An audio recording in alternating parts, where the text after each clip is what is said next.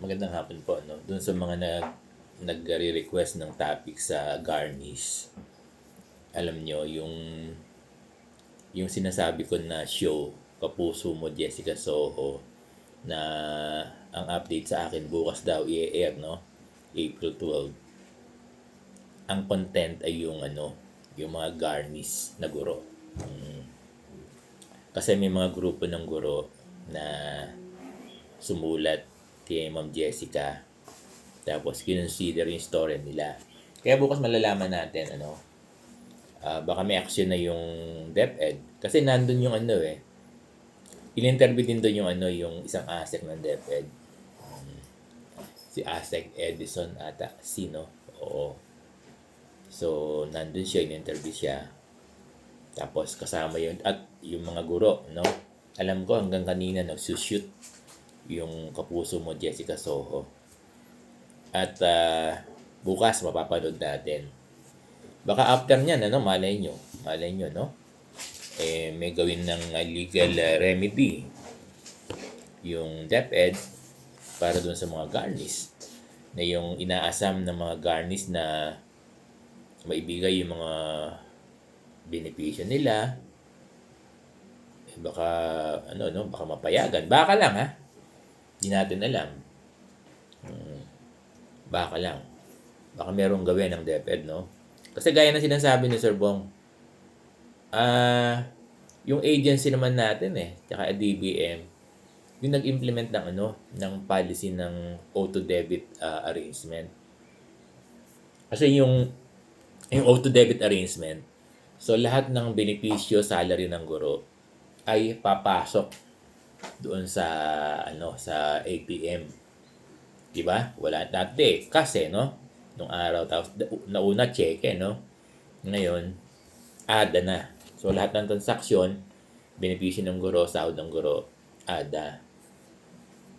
Ang ibig ko sabihin, ang DepEd naman ang gumawa ng ganung policy at DBM, no?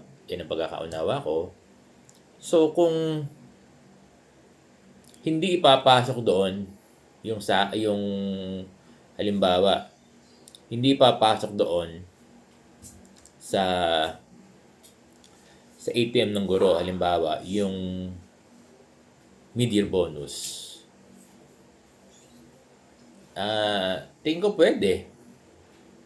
'Di ba? Tingin ko pwede.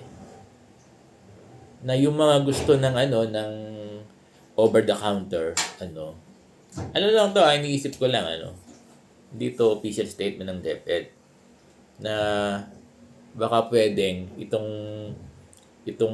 mid-year bonus ay ibigay na lang over the counter at wag na ipasok. Kasi nga ang point ko, tayo naman ang may policy nun ang DepEd naman at DBM ang may policy nun hindi naman yan policy ng ng korte. 'Di ba? Hindi naman yan policy ng land bank, labas sila diyan no? Yan yung pagkakaunawa ko. Kaya pwede natin. Kaya yung mga perang gusto nating ipasok o hindi, magagawa natin. Kasi tayo naman, ito yung pagkakaunawa ko Oo. Opinion ko lang to.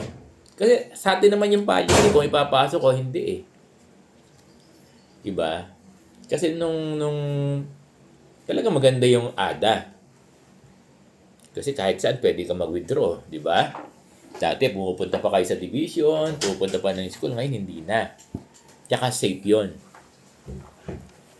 Yung ATM. Kaya lang, hindi naman inaasahan na ganito na dadami na 100,000 na siguro o more than yung mga gurong nakasanla yung ATM at or garnish yung ATM. Yung pala yun, May garnish at yung may mga nakasanla. Na nakukuha lahat.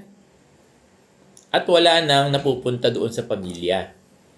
Di ba yung sulat natin sa sa Supreme Court, no? Dapat may portion na para sa family. So ngayon titingnan natin after nitong may palabas itong show. Kung ipapalabas na bukas, sabi ni Ma'am Mace, no? Si Ma'am Mace, siya yung mga leader ng guru dyan diyan sa isa siya sa nagkaroon ng initiative. Ina-update niya ako na yung nagbigay pa nga siya ng mga photo, sabi ko, pwede ko ba i-post? Oo daw. Sila yun. Sila yung nagkaroon ng initiative at in-interview sila. Bukas, baka after na mailabas yan, magkaroon ng developments, no? Kasi nandun nga yung ASEC kahapon.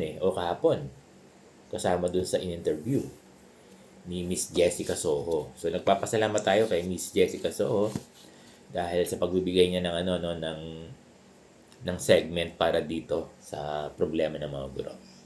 At alam ko kasama din daw diyan yung medical allowance, clothing allowance at marami pang mga ng guro. Mga kinakaharap na problema ng guro pagdating dito sa mga benepisyo. Yan yung magiging laman. Bukas papanoorin natin nung Kapuso Mo, Jessica Soho. Yan yung pagkakaunawa ko dahil ina-update ako nung guro natin na si Mace. So saludo ko sa iyo, Ma'am Mace, no? Kay Sir Benjo, bukas. Nanginayang nga ako at hindi ako nasama dyan. Kung nasama ako dyan, ay lahat ng issue siguro nabanggit ko, no? Oo, buti na lang di ako nasama. Oo nga, pagkakataon ko na sana. So, maraming salamat. Maraming salamat kay Ma'am Jessica Soho, no? So, abangan natin bukas. So, yan yung natin. Yan yung latest natin para doon sa mga gurong na-garnish at gurong nakasanla yung ATM nila. Malay nyo, no?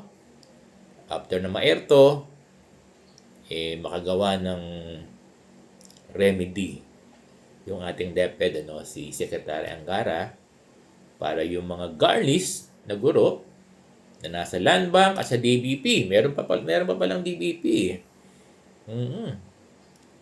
Ay, kahit paano, merong makuha yung mga guro kahit man lang yung mga benepisyo.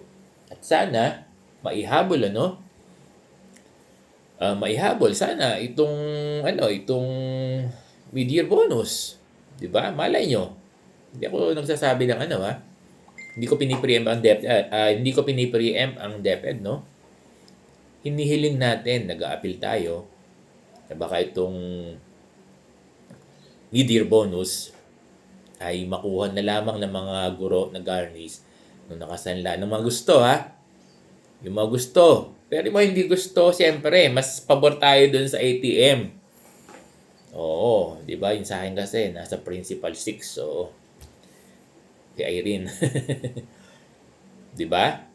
Siyempre, kahit saan, accessible, pwede. Kaya lang, meron nga tayong mga kasamahang guro. May mga guro. Tayo, di ba? May mga kasamahan tayo na yung kanilang ATM ay nakasanla o nakagarnish. Kaya, nire-request natin yung ganitong policy.